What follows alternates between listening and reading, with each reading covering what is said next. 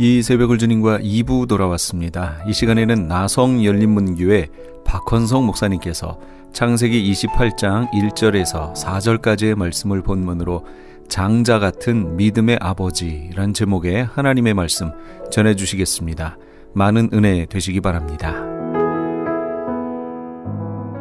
오늘 저희에게 주신 하나님의 말씀은 창세기 28장 1절부터 4절까지입니다.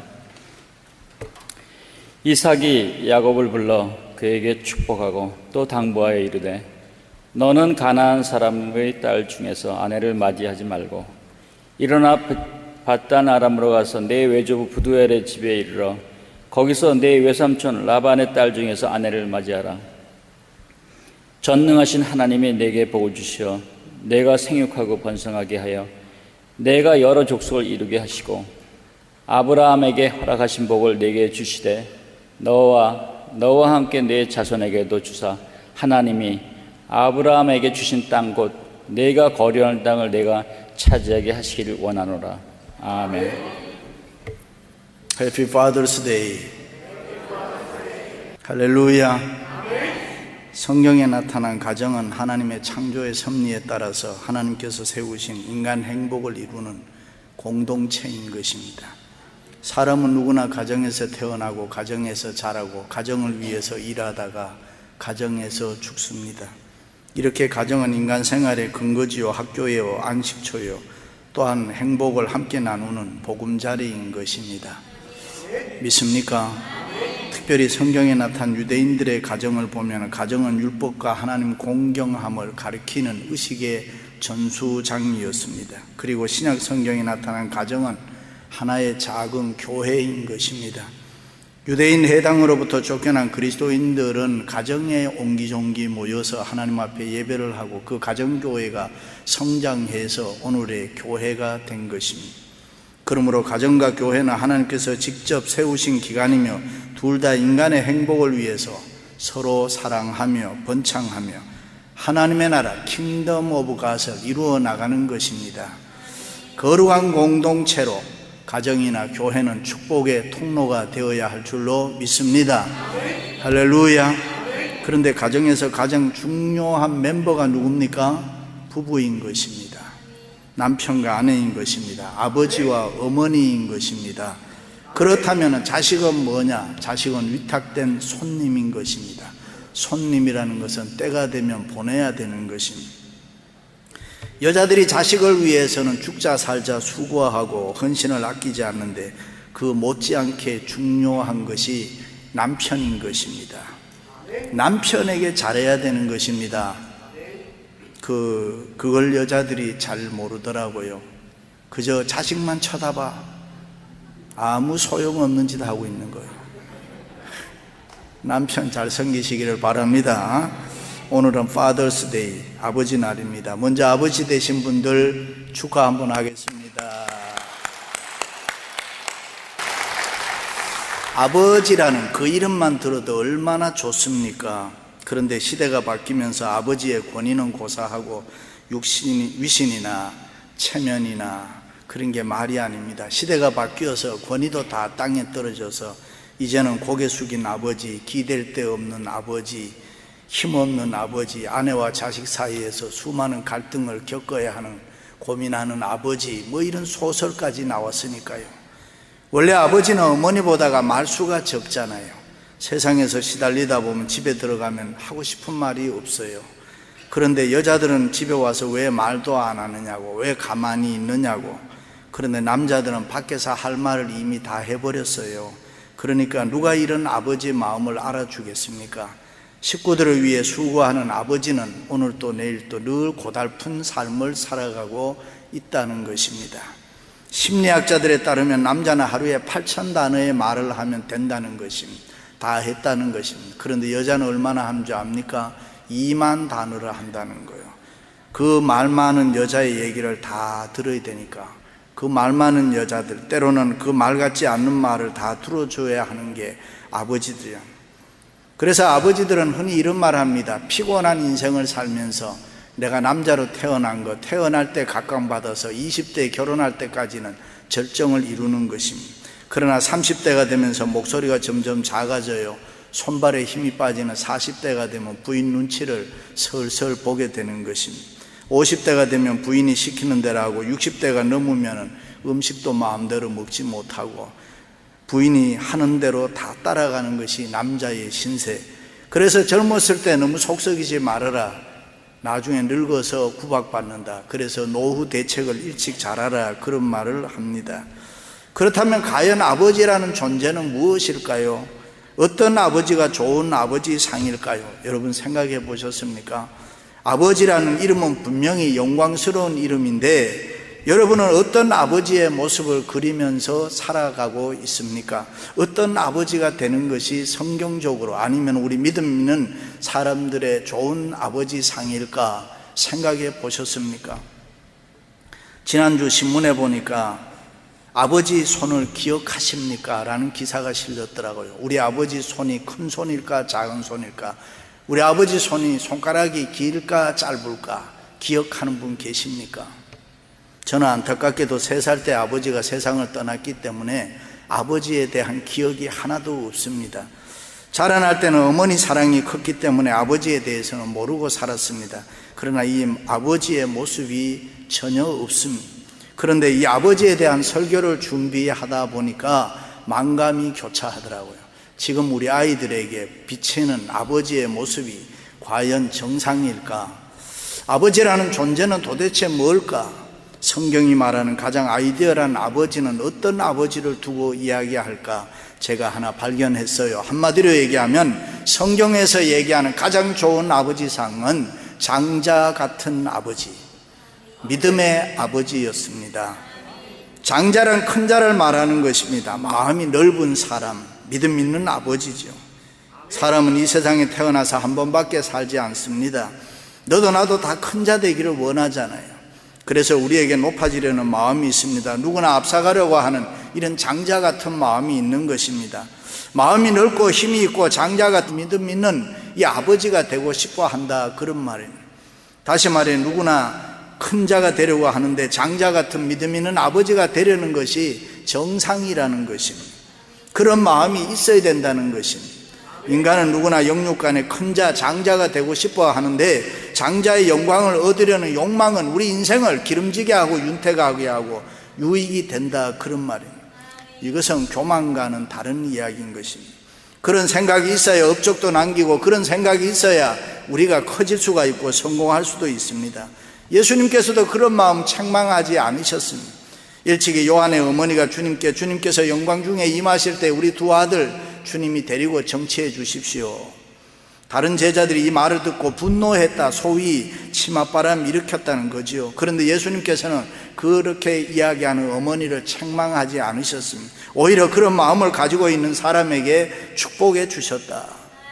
그렇습니다. 역사의 모든 싸움이 이 장자의 싸움인 것입니다.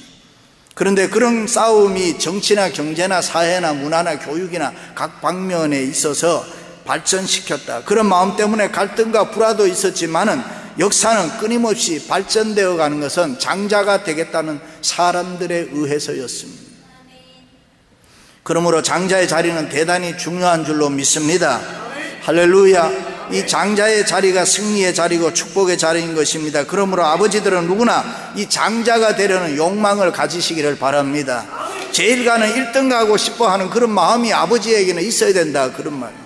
이 세상 한번 살다 가는 몸, 나도 장자가 되어야지, 나도 한번 남보다 뛰어나야지, 나도 큰 자가 되어야지, 나도 힘있고 믿음 있는 아버지가 되어야지 하는 마음으로 살아가야 하는 것입니다. 그런 마음에 하나님이 은혜를 주시고 그런 마음에 하나님이 복을 주시는 줄로 믿습니다. 할렐루야. 세계적으로 성공한 사람들을 보면은 그들에게 하나의 공통 요소가 있다. 그것은 크게 되려는 이 소원을 가진 사람들이라는 것입니다. 그렇습니다. 하나님은 큰 꿈을 가진 자를 축복해 주시는 것입니다. 우리 주위에서도 보면 학교 다닐 때는 공부를 대충 별 볼 일 없었는데 사회에 나가서 갑자기 뭔 일 때문에 크게 된 사람, 달라진 사람, 그런 사람들을 종종 볼 수가 있습니다. 그런 사람은 평소에 늘 크게 되리라는 그런 꿈을 가지고 있어서 그런 잠재의식 속에 성공하게 되는 것입니다. 야곱과 에서의 싸움도 결국 장자의 싸움, 1등가의 싸움이잖아요. 야곱은 후세들에게 남겨준 위대한 신앙의 사건은 장자의 축복을 받았다는 것입니다. 여러분이 아시는 대로 야곱은 절대로 육적 장자가 아닌 것입니다. 에서와 함께 쌍둥이로 태어나면서도 둘째로 태어난 거예요. 그럼에도 불구하고 야곱은 태어날 때는 장자가 아니었지만 그는 장자가 되었다, 장자의 축복을 받았다는 것입니다. 사실 우리는 이 문제가 나오면 을에 야곱을 욕합니다. 팥죽 한 그릇에 장자의 명분을 빼앗은 자라고 생각하고 그는 교활하다, 그렇게 이야기합니다. 그러나 가만히 생각해 보면 장자의 명분을 가볍게 여긴 에서에게 훨씬 더 잘못이 있는 것입니다. 그렇습니다. 하나님께서는 에서를 미워하고 야곱을 더 사랑했다 그랬습니다. 왜 그렇게 이야기했습니까? 거기는 이유가 있습니다. 그것은 야곱이 장자가 되고 싶어하는 그 마음이 있었기 때문에 하나님 앞에 사랑을 받았고, 에서를 미워하신 것은 장자의 명분을 소홀하게 여겼다. 그렇다면 우리는 하나님 앞에 사랑받기 위해서는 장자에 대한 욕망이 있어야 되는 것입니다. 일찍이 히브리서 기자는 이렇게 이야기합니다. 한 그릇 식물을 위하여 장자의 명분을 판 에서와 같이 망령된 자가 있을까 두려워하라. 장자 시시하게 여기지 마라, 그런 말입니다. 너희도 아는 바와 같이 저가 그 후에 축복을 기업으로 받으려고 눈물을 흘리며 구하되 버림바가 되어 회개할 기회를 얻지 못하였느니라 그랬습니다. 그렇습니다. 장자의 명분은 에서와 야곱의 운명을 결정짓는 중요한 사건이었습니다. 장자의 명분을 소홀히 여기는 행동은 하나님으로부터 버림받게 됐다. 왜 그랬을까? 야곱은 평소에 늘 장막에 머물면서 장자권에 대한 영적 의미를 알고 있었다.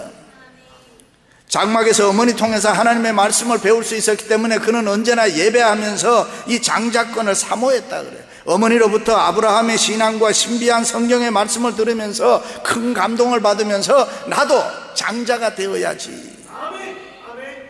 하나님은 그래서 장막에 머무는 자를 축복해 주시는 줄로 믿습니다.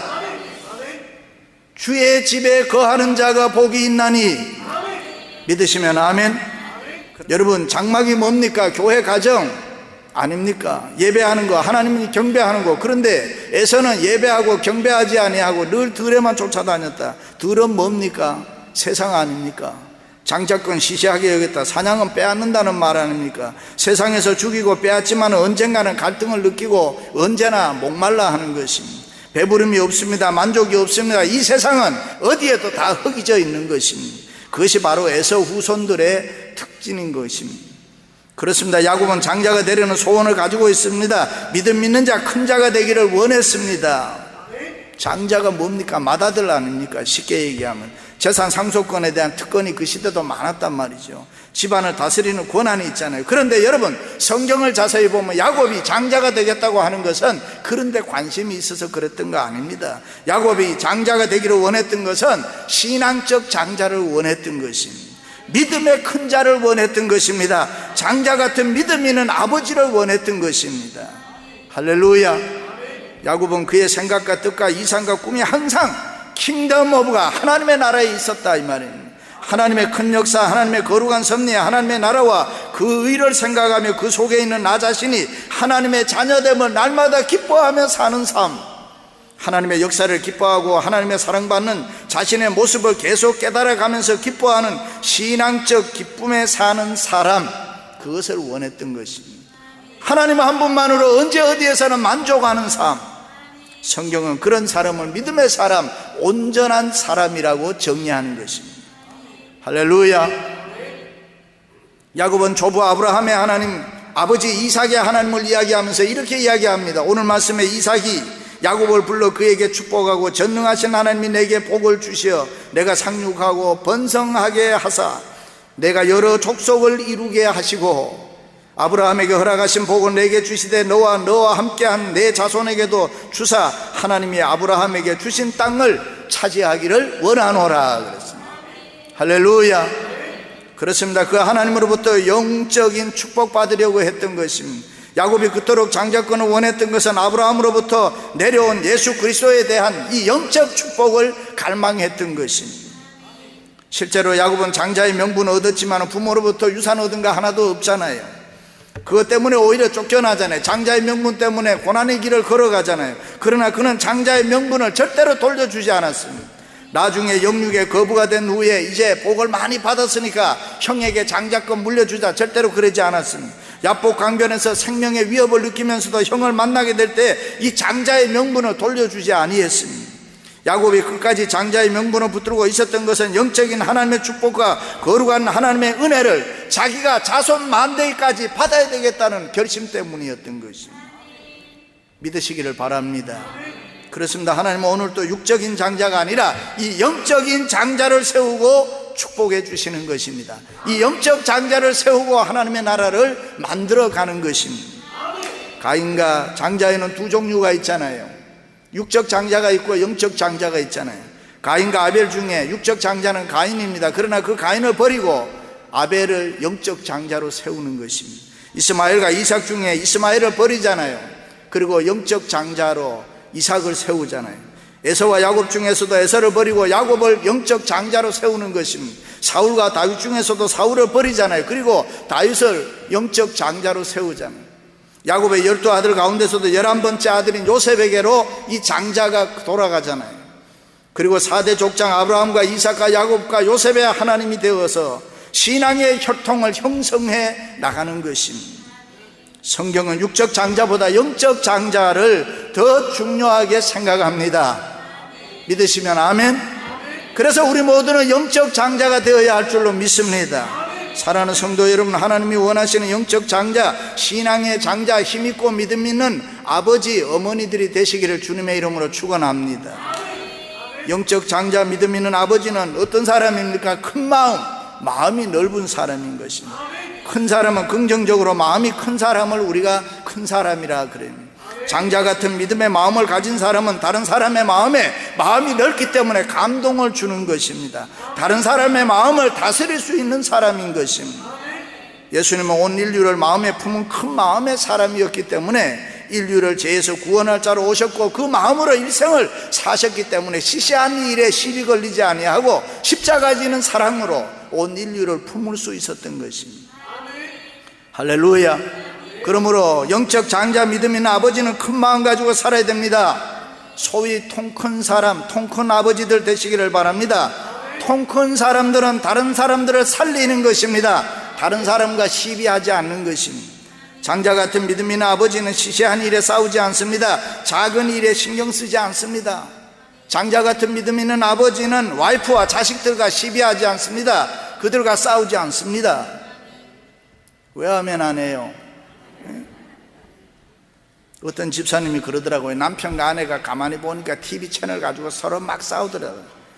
두 놈 다 똑같아. 걔나 다 똑같아. 그런 아버지 되면 안 되죠. 장자 같은 믿음 있는 아버지는 돈이 없어도 원망하거나 불평하지 않습니다. 생활하면 돈이 중요해. 돈에 대해서 무슨 긴 설명 필요해요. 뭐니 해도 뭐니다 그러니까요. 돈만 있으면 무엇인지 다 할 수 있다는 생각이 우리를 지배하고 있잖아요. 돈이 세상을 이끌어가고 있잖아요. 오죽하면 임산부가 아이를 낳을 때에 돈 뭉치를 옆에 놓으면 아이가 빨리 나온다 그러잖아요. 돈이면 세상 저절로 움직이는 줄 알잖아요. 그러나 우리는 이 돈과는 비교할 수 없는 예수 그리스도를 소유한 사람인 줄로 믿습니다. 우리는 우리의 삶을 통해서 돈보다 물질보다 더 중요한 것이 예수 그리스도라는 것, 이 예수 그리스도를 보여주며 살아야 할 줄로 믿습니다. 할렐루야. 어떤 집사님이 식사할 때마다 투정을 부리는, 컴플레인 하는 거예요. 왜 당신은 누구 엄마처럼 음식을 맛있게 못하느냐, 당신은 누구 엄마처럼 왜 음식을 이렇게 잘 못하느냐. 듣다 못한 이 집사님이 하는 말이, 야 너는 누구 아버지처럼 왜 돈 못 벌어오냐, 돈 많이 벌어와라, 내가 상다리가 부러지도록 차려주마. 그렇습니다. 한 가정의 가장인 아버지는 그 가정의 믿음의 기둥이 되어야 합니다. 힘의 중심이 되어야 되는 것입니다. 작은 일에 다투는 거 아닙니다. 아이들과 다투는 거 아닙니다. 와이프와 다투는 거 아닙니다. 그 가정의 중심이 되어야 되는 것입니다.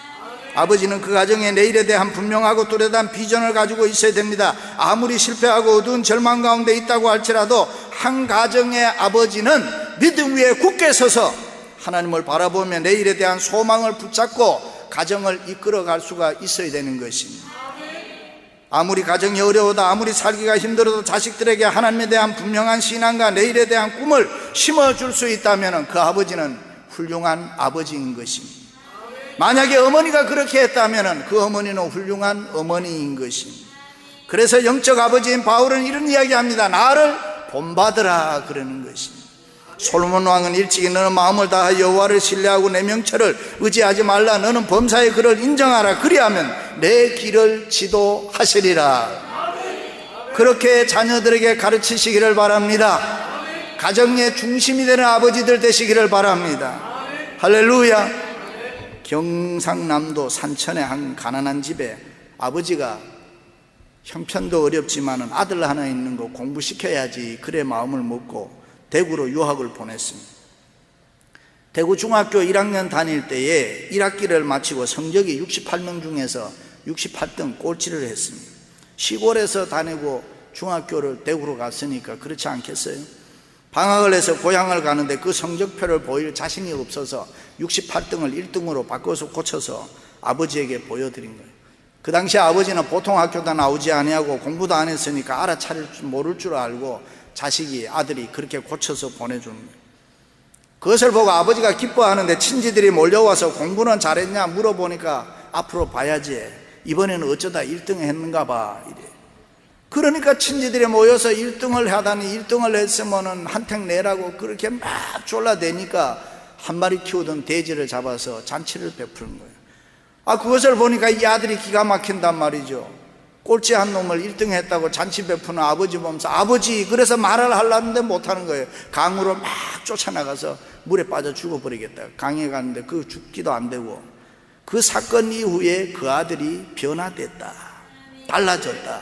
17년이 지난 후에 그 아들이 대학 교수가 됐습니다. 그리고 어느 날 자신의 아들이 중학교에 입학해서 할아버지한테 인사를 가서 인사를 시키면서 이제 자기가 과거에 17년 전에 있었던 이야기를 하려고 사실은 내가 중학교 1학년 때 이러는데 아버지가 말을 하자마자 가로막고 알고 있었다.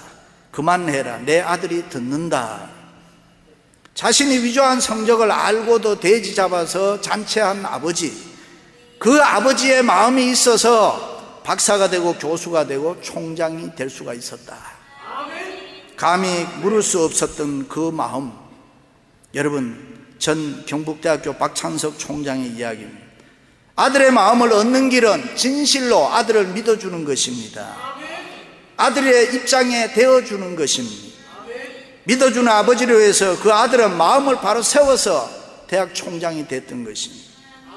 그렇습니다. 훌륭한 아버지 어떤 사람입니까? 믿음이 굳건하고 넓은 마음으로 이해하고 흔들리지 않는 아버지라. 공부를 좀 못한다고 해서 왔다 갔다 하는 거 아닙니다. 조금 말썽을 피운다고 해서 신경질 부리는 거 아닙니다. 그 아들을, 그 자녀를 믿어주는 아버지가 좋은 아버지인 것입니다. 마음을 믿음으로 굳게 세워 가정을 지키고 교회를 지키고 나아가 주님 앞에 자신을 굳건하게 지키는 장자 같은 믿음 있는 능력 있는 아버지들이 되시기를 바랍니다. 할렐루야. 이 장자 같은 믿음 있는 아버지는 섬기는 사람입니다. 교회에서도 큰 자는 섬기는 자들이잖아요. 그렇습니다. 장자 같은 믿음 있는 성도의 자세는 언제나 감사합니다, 옳습니다 하고 받아들이는 넓은 마음이 우리에게 있어야 되는 것입니다. 내 생활이 아무리 힘들고 어려워도 믿음 가지고 소망 가지고 모든 걸 다 좋게 받아들이는 것입니다. 할렐루야. 데니스 웨슬리가 쓴 위대한 씨앗에서 사랑이 무엇이냐, 러브에 대해서 listening, 사랑은 듣는 것이다. overlooking, 눈 감아주는 것이다. valuing, 가치를 인정하는 것이다. expressing, 행동이나 표현이다. 사랑은 계산하지 않습니다. 후회하지 말라는 것입니다. 되돌려 받으려고 하지 말라는 것입니다. 조건 달지 말라는 것입니다. 기대하지 말라는 것입니다. 의심하지 말라는 것입니다. 사랑은 비교하지 말라는 것입니다. 확인하며 살라는 것입니다. 여러분, 장로는 그 교회의 장로는 장자가 되어야 되는 것입니다. 권사와 집사도 그 교회의 장자가 되어야 되는 것입니다. 목사도 그 교회의 장자가 되어야 되는 것입니다. 믿으시면 아멘. 할렐루야. 특별히 아버지 되신 여러분, 장자 같은 믿음 있는 아버지는 다른 사람을 섬기는 사람인 것입니다. 장자 같은 믿음 있는 아버지는 섭섭한 마음 없습니다. 장자 같은 믿음 있는 아버지는 모든 것을 다 품게 되고 가장 아름답게 섬길 수 있는 사람인 것입니다. 사랑하는 성도 여러분, 장자 같은 믿음 있는 아버지들이 되어서 예수님처럼 이 세상을 초월하고 장자 같은 믿음 있는 아버지들이 되심으로 가정을 굳건하게, 교회를 힘있게 하나님의 나라에 크게 쓰임받는 여러분들이 되시기를 주님의 이름으로 축원합니다. 지금까지 나성열린문교회 박헌성 목사님께서 하나님의 말씀 전해주셨습니다. 나성열린문교회는 3251 웨스트 유가 스트리트 LA에 위치하고 있습니다. 신앙상담이나 교회에 대해서 좀 더 자세히 알기 원하시는 분은 전화 213지역 383-2600 213지역 383-2600 나성열린문교회로 연락주시면 친절히 안내해드립니다. M3를 아십니까? 무슨 병에 걸렸던지 큰 효과를 준다는 신비한 영양제. 혈액에 영양을 공급하여 힘이 생기니까 피곤하지 않고 이제는 지팡이 없이 걸을 수 있다고 많은 분들이 간증을 합니다. 혈액 해독, 기력 회복, 뼈 골수 영양 공급, 심장, 뇌, 혈전 용해. 유태인 회사가 제조한 특수 영양제. M3, 혈액순환을 잘 되게 하는 최고급 영양제. M3, 크던 작던 아픈 곳이 있다면 M3. 213-435-9600, 213-435-9600번입니다. 정직한 마음으로 권해드립니다. 아니 당신 미장원 다녀왔어? 헤어스타일이 확 바뀌었네. 홈쇼핑 월드 차홍 고데기로 마술을 부렸지. 홈쇼핑 월드 차홍 고데기. 차홍 허니앤비 샴푸로 머리 감으면서 차홍 헤어두피 마사지를 쓰면 머릿결이 너무너무 부드러워지고 한 움큼씩 빠지던 머리카락도 눈에 띄게 덜 빠져. 차홍 고데기 너무 좋아. 그럼 그 웨이브 머리도 당연하죠. 3, 4분이면 이렇게 풍성한 웨이브 머리를 만들 수 있다고요. 너무 이쁘다. 어디서 샀어? 홈쇼핑 월드. 가격 만족, 품질 만족, 행복한 쇼핑. 활가와 웨스턴 홈쇼핑 월드. 미국 최초 서든 캘리포니아 세미너리 상담심리학 석사와 결혼가족 치료사 상담심리학 박사 한국어 과정. 캘리포니아 심리학협회가 인정한 서든 캘리포니아 세미너리. 과정 수료 시 캘리포니아 면허 시험 응시 자격이 부여되며 면허 취득 시 직접 클리닉도 오픈하실 수 있습니다. 저렴한 학비, 다양한 장학금으로 학비 걱정도 끝. 한국어로 편하게 배우는 심리학 석박사 과정. 서든 캘리포니아 세미너리 323-529-3339 323-529-3339. 지금 여러분께서는 AM 1650과 인터넷을 통해 미 전역과 전 세계로 방송되는 크리스찬 헤럴드의 이 새벽을 주님과 2부 함께하고 계십니다. 방송 시간과 설교 편성표는 크리스찬 헤럴드 신문 주간 편성표와 홈페이지 chtv1888.org에서 확인하실 수 있습니다. 계속해서 안디옥 장로교회 지윤성 목사님께서 요한 3서 1장 1절에서 8절까지의 말씀을 본문으로 진리 안에서 행하는 자란 제목의 하나님의 말씀 전해주시겠습니다. 많은 은혜 되시기 바랍니다. 미군들이 베트남 전쟁을 하면서 미군들을 위해서 만든 휴양지인데 이제 미국 군인들이 베트남에서 철수하면서부터 그 지역이 아주 유명한 관광지가 되었어요. 한국 사람들은 그곳에 안 가본 사람이 없을 정도로 거의 아주 유명한 관광지인데 거기에서 1시간을 더 내려가요. 거기 가면 라용이라고 하는 데가 있어요. 거기에서 제가 지금 라용 아합회교회라고 하는 교회를 개척하고 있습니다. 96년도부터 시작을 해서 지금 라용 아가페교회까지 라용 아가페교회가 12번째 교회가 됩니다. 제가 혼자서 교회 개척 사역을 한 건 아니고 저와 같이 일하는 선교팀이 교회 개척 사역을 특별히 도시 지역의 교회 개척 사역을 했어요. 그래서 제가 책임자가 되어가지고 교회 개척 사역을 했는데 저희들의 방법은 그겁니다. 교회가 없는 지역에 먼저 지역 탐사를 하고 그 지역에 교회를 개척할 만한 사람 지역인지를 확인을 하고 그 다음에 태국 현지 사역자를 세워서 그분들과 함께 이제 지역 탐사를 하고 임대를 하고 그 지역을 수를 해서 교회를 시작을 해요. 교인들이 한 명도 없는 데서. 그러다 보니까 처음 교회를 시작할 때는 제 아우와 제 아내와 현지인 사역자하고 시작을 하니까 보통 3명 또 혹시 동행하는 사람이 있으면 한 3-4명 정도 그렇게 예배를 시작을 합니다. 그렇게 시작을 하다 보면 한 1년 지나면 이제 믿는 사람들이 생기고 또 기존에 다니는 교회 다니는 분들 가운데 혹시 나오는 분들도 있고 지방에 오신 분들도 있고 그렇게 해서 한 3년 내년 5년쯤 지나면 이제 그 교회가 어느 정도 사역이 돼요. 가장 중요한 것은 뭐냐 하면 저희가 교회를 세워서 직접 목회를 하지 않아요.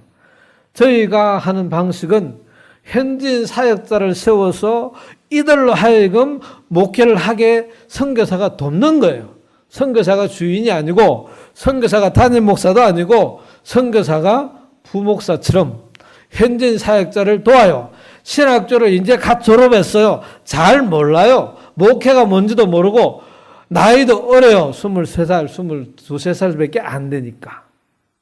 그런데 저희가 하는 역할은 이 사람으로 하여금 이 교회가 이 사역이 자기 사역인 것을 인식하도록 돕는데 그렇게 시간이 걸려요. 왜냐하면 우리 태국 사람들은 일반적인 성향상 어려운 일이 부딪히면 그것을 이렇게 부딪혀서 이길 생각보다는 피하는 게 보통이에요. 어려움이 닥쳐오면 그것과 싸워서 이길 생각을 안 하고 보통 그냥 부딪히면 뒤로 물러나든지 피하든지 그 사람들의 어떤 그 성향이고 그것이 태국 사람들, 태국 정부와의 하나의 어떤 외교 방법이기도 하고 그래요. 그래서 태국이라는 나라가 외세 침입을 당하지를 않았어요. 구미 열강이 막 아시아나 이런 나라들을 많이 정벌 할 때도 태국은 주권을 뺏기지 않았다고 그러더는 얘기를 해요. 줄타기를 잘 했어요. 어느 나라가 센지 가장 힘이 센지 딱 그쪽에 딱 붙어요.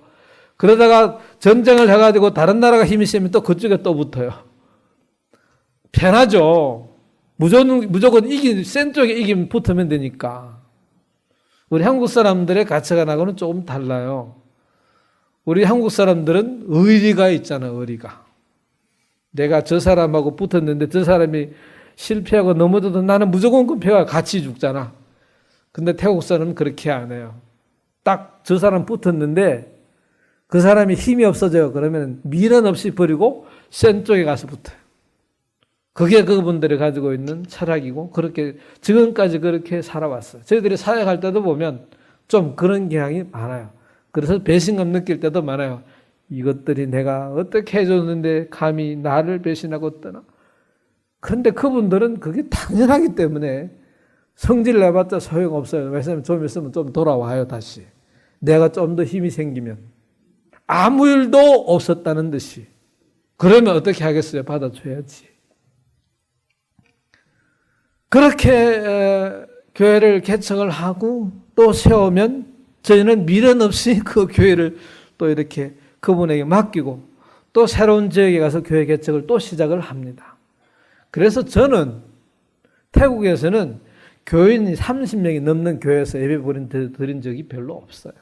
그냥 처음 시작할 때 몇 명 모여서 예배 드리고 또 예배 드리고 그래서 그냥 뭐 제가 한국 교회 가가지고 교회 이제 방문을 할 때 어떤 교회는 저를 도와주는데 교회 방문을 했더니 제가 깜짝 놀랐어요. 그분들이 저를 위해서 선교비를 보내고 기도하는데 제가 가면서 느끼기는 내가 꼭 도와주고 와야 되는 교회 같더라고요. 내가 도와줘야 되는 교회 같아. 그런데 그 교회가 저희들을 위해서 매월 선교비를 보내고 저희들을 위해서 기도하고 그렇게 하셨던 교회예요.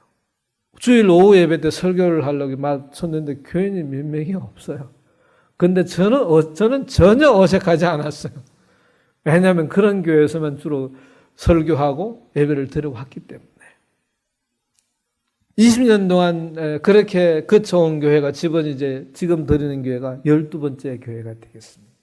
그런데 제가 교회 개척을 이렇게 오랫동안 했고 그래서 목회학 박사 논문을 도시 지역에서의 교회 개척, 태국 도시 지역의 교회 개척 사역 그렇게 거창하게 이름 붙여가지고 박사학위 논문도 썼지만은 제가 12번째 교회 개척을 하는데 그 논문이 필요가 없어요. 그때 역사하셨던 그 하나님이 이번에는 역사하는 방법이 달라. 동일하지가 않다는 거죠. 하나님이 역사하시는 방법이 다르다 이 말이지.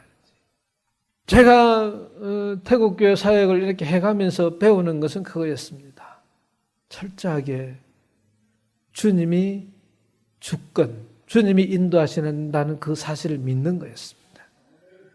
네 경험, 네가 20년 사역해왔던 그 경험, 내 지식, 그 능력, 주님께서는 그걸 쓰시질 않아요. 물론 그걸 전혀 안 쓴다는 게 아니라 중요한 것은 그것으로 사역이 되지 않는다는 겁니다. 그것으로. 그래서 교회를 찾는데, 교회 개척 장소를 찾는데 우리는 이론이 다 있어요. 교회 개척 장소는 이런 곳에 태국도 하면 세븐일레븐이 있고 학교가 있고 마을이 있고 이런 여러 가지 외적으로 교회를 세울 만한 장소가 어디인지 그런 거에 대한 다 있어요. 그런데 하나님은 그런 쪽으로 인도하시지 않는 거예요. 또 사역자를 찾을 때는 태국자는 이런 기준이 있어요. 이런 사람, 이런 조건. 그런데 그런 사람이 오질 않아요. 그래서 가만히 생각해 봤어요. 제 자신을 봤어요. 하나님이 나를 부르실 때, 나를 선교사로 보내실 때 내가 하나님이 그러한 조건, 그러한 것이 돼 있어서 하나님이 나를 불렀을까? 아무리 봐도 아닌 거예요, 저는.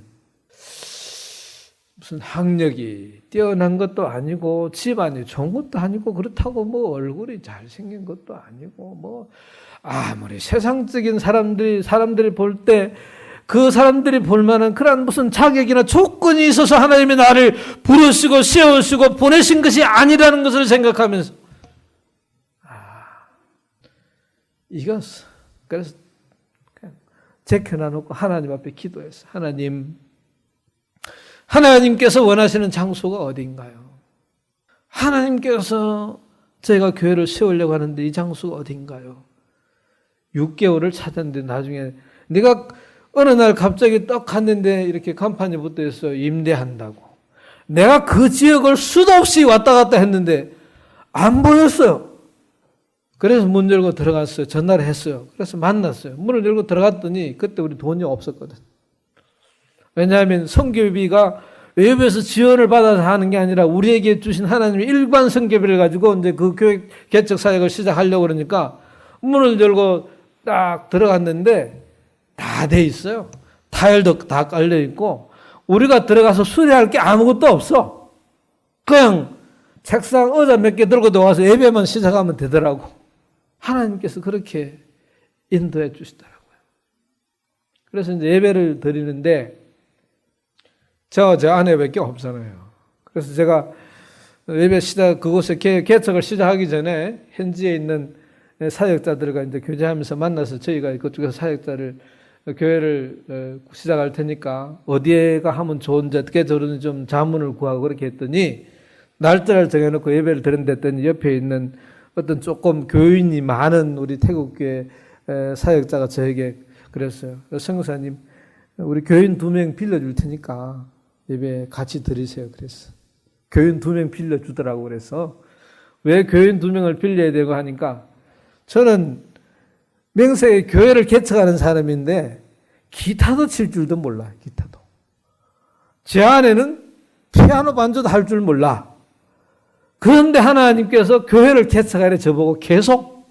그래서 내가 그래서 하나님 그거 할 만한 사람을 좀 보내보세요. 그런데 하나님께서는 네가 해라 네가. 그러시는 거야 계속. 그래서 어쩔 수 없이 태국교회 2명 빌려가지고 예배를 시작했어요. 그분이 와서 하는 역할은 태국교회 찬양을 인도하는 거고 그래서 저는 설교하고 참 그 예배가 얼마나 은혜로운지 모르겠어요. 4명이 그냥 그 교인 2명 빌려가지고 드리는 예배임에도 불구하고 이제 이곳에 우리 하나님의 이름을 높여드리고 예배할 수 있는 곳이 이곳에 세웠다는 그 마음이 얼마나 감사하고 은혜가 넘치는지 그렇게 이제 나가는데 1년쯤 됐어요. 1년. 그동안에 이제 2명 정도는 정기적으로 와서 예배를 드리고 몇 명은 뭐 왔다가 갔다가 그러더라고. 좀 와서 좀 성실하게 예배 드리면 좋겠는데 예배를 드려주러 오는 거야, 이 사람들은. 예배 드리러 오는 게 아니고. 그래서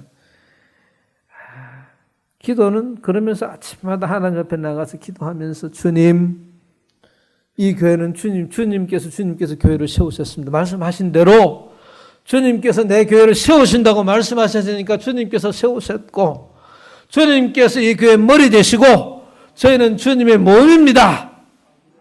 그렇게 계속 고백하는데 1년이 지나가도 주명만 교정적으로 나오고 사람들이 교회가 부흥되지 않는 거예요.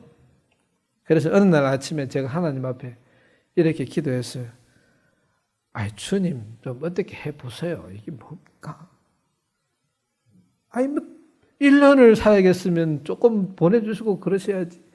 2명 데리고 계속 이렇게 예배 드리게 하면 어떻게 합니까? 그랬더니 주님께서 제게 이렇게 물으시는 거예요. 네가 누구냐? 아, 주님의 종 아닙니까? 그렇지? 이 교회가 누구 교회냐? 아, 주님의 교회라고 제가 아침마다 그렇게 고백을 했는데 왜 또 물으십니까?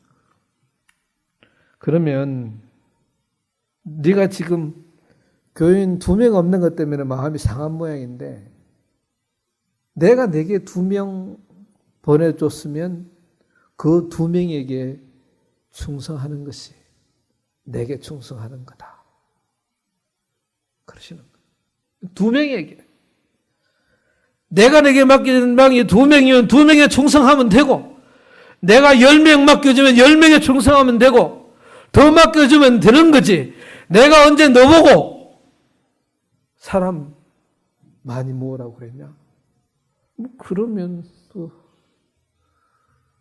할 말이 없잖아요. 아무 할 말이 없잖아요. 뭐라고 그러겠어?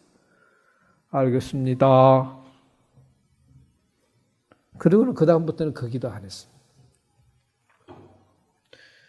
하나님께서 한 몇 개월 지나고 나니까 어느 날 아침에 어느 날 교인이 한 가지게 왔어요. 4명이야. 또 그 다음 때 조금 있더니 또 3명이 한꺼번에 또 들어와. 그래가지고 한 2014년도, 2015년도 1월달, 한 6, 6월달쯤 되니까 한 20명이 모이더라고, 예배 드리는데. 그래서 내가 그랬어. 이걸 어떻게 설명해야 되나? 여전히 물론 제가 기도하고, 여전히 전도하고 열심히 사역했지만은 주님이 저에게 가르쳐 주는 것은 교회를 부흥시키는 것은 주님이시다. 그러나 너는 네 자리를 지켜라. 내가 너를 이 자리에 불렀어. 너는 네가 할 일을 하면 나머지 일은 내가 한다는 거야, 하나님이. 교인 2명 있을 때도 저들이 월세 내고 저 2명 있을 때 교회 운영 다 하도록 하나님이 재정적으로 다 채워주셨거든요. 가만히 뒤돌아보면서 제가 배운 것은 그것이었습니다. 하나님께서 저를 보내셔서 그 사람들에게 복음을 전하게 하신 것은 물론 그분들이 복음이 없으니까 저는 처음엔 그런 생각을 했어요. 내가 저 사람들에게 줘야지. 내가 가졌으니까. 저 사람들이 모르니까. 그래서 막 그들에게 주려고 애를 많이 썼어요. 그런데 정작 우리 하나님의 관심은 물론 그분들에게 복음이 증거되는 것도 중요하지만은 우리 하나님의 관심은 제가 얼마나 우리 하나님의 사람으로 하나님의 종으로 세워져 가는가에 대한 관심이 더 많았다는 거죠. 그래서 하나님 앞에 기도하는 법, 기다리는 법, 인내하는 법, 주님의 주권을 인정하는 법, 주의 마음을 또 주님께서 그 약속하신 것을 기다리는 그러한 마음들 훈련하게 하시더라. 그래서 지금은 훨씬 더 마음 편하게 사역합니다. 이것은 이제 아까 말씀드린 대로 라용 아가페 교회에서 사역했던 것만 제가 사진으로 슬라이드를 동영상을 만들어 왔습니다. 여기에 많은 사람들이 나오잖아요. 근데 이분들이 한국에서도 오시고요. 또 미국에서도 오시고요. 또 태국 분들도 계시고요. 이 하나의 교회를 세우기 위해서 우리 하나님께서 얼마나 많은 사람들을 동원하시는지를 몰라요. 수많은 곳에서 기도하게 하시고 헌금으로 후원하게 하시고, 이 땅에 하나님의 교회가 하나가 세워지기 위해서는 이렇게 많은 사람들이 함께 동력할 때 세워질 수 있는 겁니다. 저는 여러분들을 대표해서 어떻게 보면 전정으로 말하면 나가서 현대가 나가는 소총수처럼 싸우고 있죠. 그러나 뒤에서 저를 뒷받침해주는 후원부대가 없으면 이 일을 할 수가 없습니다. 언젠가는 저와 여러분들이 주님 앞에 설 겁니다. 주님께서 성경 말씀대로 모든 사람들에게 우리가 이 땅에 어떻게 살았는지에 따라서 상을 주시겠죠. 선교사들에게는 선교사의 상을 주실 것입니다. 그런데 제가 생각하는 것은 선교사들이 상 받을 때에 그 상을 선교사에게만 주겠습니까? 선교사를 위해서 기도하고 선교사를 위해서 물질로 후원하고 와서 단계 사역으로 동력했던 그 모든 사람들, 왜냐하면 이 땅에 이루어지는 그 모든 교회들이 그저 선교사 혼자를 통해서 이루어진 것은 아니거든요. 제가 한국에 있을 때 어떤 분의 자료를 봤는데 우리 한국에 거쳐간 선교사 수가 2,800명이라고 했어요. 우리 한국 땅을 거쳐간 선교사 숫자만 2,800명. 그런데 저 여러분들이 기억하는 선교사들 몇 명입니까? 여러분들이 양아지라는 곳에 가면 그 선교사 묘지가 있어요. 그런데 그때 비금부터 백수십 년 전에 그분들이 무엇 때문에 우리 한국에 왔겠어요? 거기 와서 아내 잃고 자녀 잃고 자신들도 그곳에서 병으로 죽은 어떤 선교사님은 온 지 1년도 안 만에 돌아가셨어요. 오늘도 우리 주님은 그렇게 주의 복음을 전하기를 원하십니다. 누군가는 나가야 하고 누군가는 그들을 보내야 합니다. 오늘 우리 읽었던 요한 3서에 나오는 말씀도 그 부분입니다. 그 당시에 초대교회의 모습을 여기서 볼 수 있는데 그 당시에 사도들을 비롯해서 사도들을 통해서 복음을 받은 분들이 이제 가는 곳마다 복음을 전하는 것입니다. 왜냐하면 그들에게 보화가 있기 때문에 이 보화를 자랑하지 않으면 안 된다는 그런 열정이 있어서 이제 나가서 복음을 전하는데, 여기 보니까 우리 성경에는 나그네들이라고 표현이 되어 있는데 이 나그네들이 순회 전도자들입니다. 순회 전도자들인데 그들이 오늘날처럼 무슨 교회 시스템이 갖춰져 있어가지고 정규적인 선교사 후원을 받고 재정적인 후원을 받고 나간 것이 아니거든요. 그들은 믿음으로 나갔습니다. 도처에 하나님께서 주의 백성들을 두심으로 그들을 통해서 그들이 후원을 받고 도움을 받도록 그렇게 하셨어요.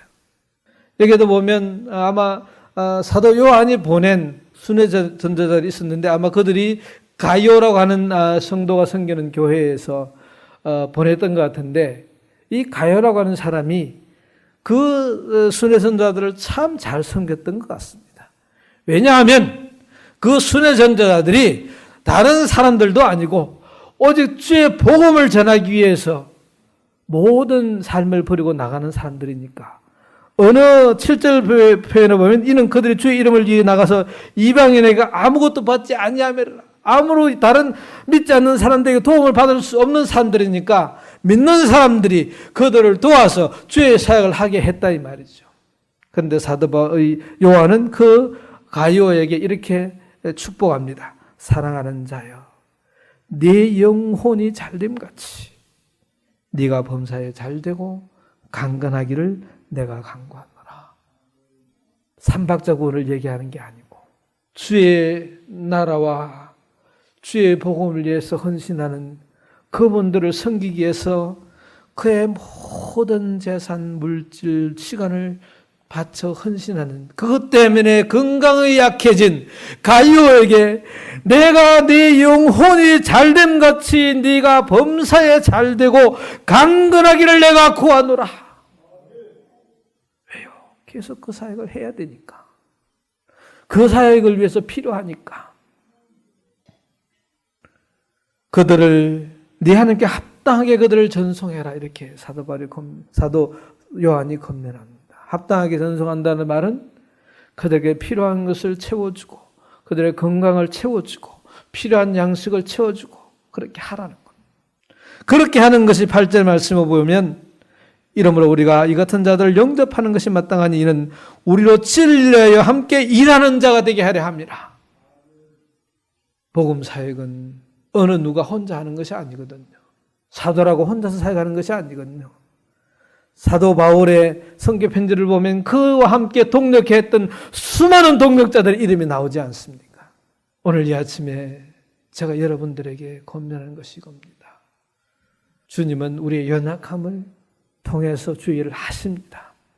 우리가 무슨 큰 일을 해야 선교지에 나가서 무슨 놀라운 프로젝트를 만들고 학교를 세우고, 물론 하나님께서 그런 일들을 통해서도 하시지만, 그러나 훨씬 더 많은 선교사들은, 훨씬 더 많은 주의 종들은 이름도 없이 빛도 없이 오늘도 주의 말씀에 순종해 가서 한 영혼 붙들고 그들을 위해서 기도하고 눈물을 흘리며 그 땅에 주님의 나라를 세워갑니다.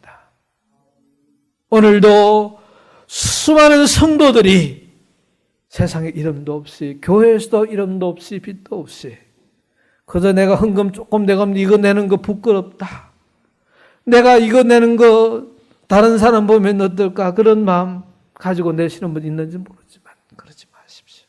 주님께서 우리에게 보시는 것은 내가 헌금을 많이 하는 것도 하나님이 기뻐하실 수도 있지만, 첫째로 우리에게 원하시는 것은 우리가 선 이 자리에서 주님이 우리 주님 되신 것을 날마다 고백하기를 원하십니다. 우리 입술로만 고백하는 것이 아니고 내 삶의 모든 시간과 모든 현장 속에서 우리 주님이 그리스도시고 우리 예수님이 우리 주님이라고 고백하는 것을 고백하기를 원하신다, 이 말입니다. 내 삶의 어떤 부분은 주님께 드리고 나머지는 내 마음대로 하는 것은 주님으로 고백하는 것이 아니지요.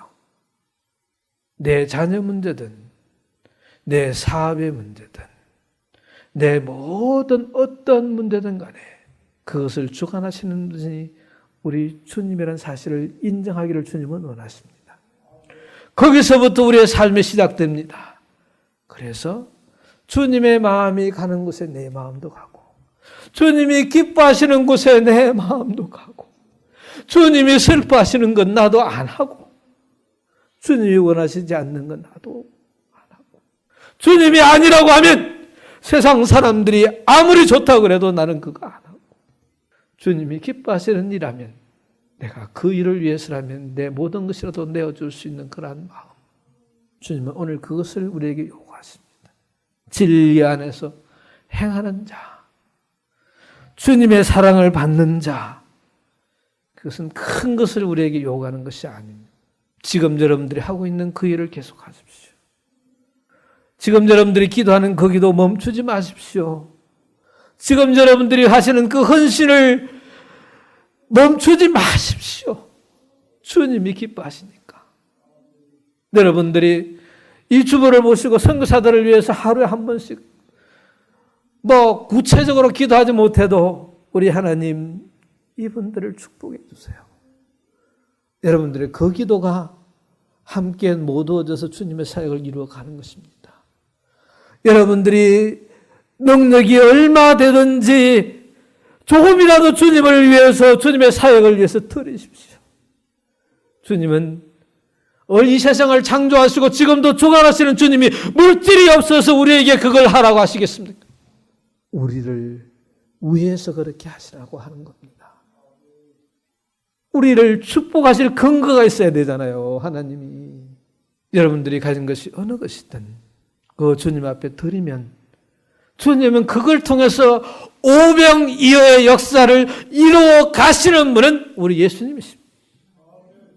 내가 하는 일이 적고 우리 교회가 하는 일이 적다 하더라도 그것 세상적인 관점으로 바라보지 마시고 내가 주님의 말씀에 순종한다고 여러분들이 한다는 믿음으로 나아가시면 분명히 하나님께서는 여러분들의 그 모든 헌신을 기쁘게 받으시고 2절에 나오는 이 말씀대로 사랑하는 자들아 내 영혼이 잘됨같이 네가 범사에 잘 되고 강건하기를 내가 간구하노라.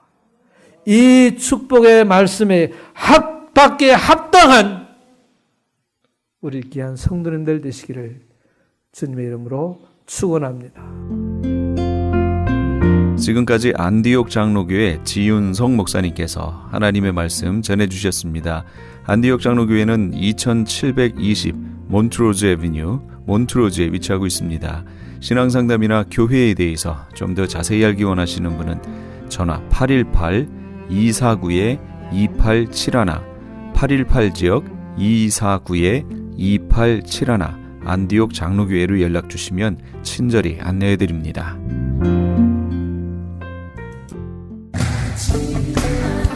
크리스천 헤럴드 안내입니다. LA 한인타운에 있는 프레이즈 교회에서 다음 달인 7월 9일 토요일에 제2차 요한계시록 세미나를 개최합니다. 계시록 7교회를 시작으로 7년 대환란, 적그리스도는 누구인가, 휴거는 언제 일어나는가, 베리칩은 짐승표인가, 그리고 한 번 구원은 영원한 구원인가 등등 계시록의 핵심 키워드를 중심으로 피터 정 목사의 세미나가 진행됩니다. 세미나 참가비는 교재와 점심 식대비로 10불이며 목사님을 비롯한 사역자들은 참가비가 없습니다. 계시록의 말씀을 배우기 원하는 성도님들은 오는 7월 9일 토요일 오전 10시까지 2668 웨스트 피코 블러버드 LA 한인타운 피코와 캔모어에 있는 프레이즈 교회로 오시거나 전화 213-700-9833 213-700-9833번으로 문의하시기 바랍니다.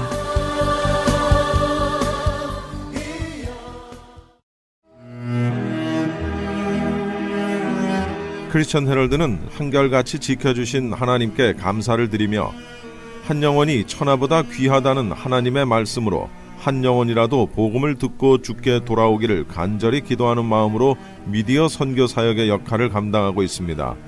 이러한 선교 사역의 역할을 감당하는 크리스천 헤럴드는 성도님들의 기도와 격려 그리고 후원이 필요합니다. 여러분 한 분 한 분이 참여할 때 저희 크리스천 헤럴드는 큰 힘을 얻고 이 일을 계속 감당할 수 있습니다. 사랑하는 성도님들의 후원을 간절히 기다립니다. 후원 방법은 일시금으로 특별 후원금 그리고 매달 10불의 천사 후원금이 있습니다. 여러분의 많은 참여를 부탁드립니다.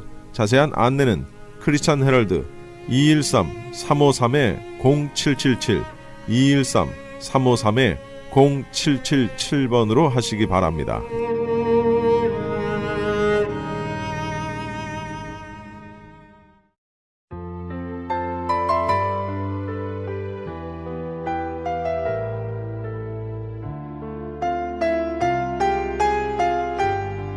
십자가는 영광을 상징하는 것이 아닙니다. 고난과 수치를 상징하는 것이죠. 자기 십자가를 져야 한다는 것은 결코 영광의 길을 걸어야 한다는 그런 의미가 아닙니다. 오히려 이 땅에서 고난과 수치의 길을 기꺼이 걸어야 함을 말하는 것이죠. 그럼에도 많은 크리스천들은 누림에만 마음을 두고 십자가 없는 누림만을 구하고 바라봅니다. 바울은 하나님 품에서의 누림을 소망하며 이 땅에서의 누림을 절제한다고 고린도전서 9장 18절에 고백하고 있지요. 결코 포기할 수 없는 누림, 그러나 그 전에 갈보리 길을 걸을 줄 아는 지혜가 필요하겠습니다. 지금까지 크리스천 헤럴드 방송에서 보내드린 이 새벽을 주님과의 정영철이었습니다. 오늘 하루도 복된 하루 되시기 바랍니다. 고맙습니다. 우리를 구원하시려 열심한 전대 당하며 어린 양 되신 예수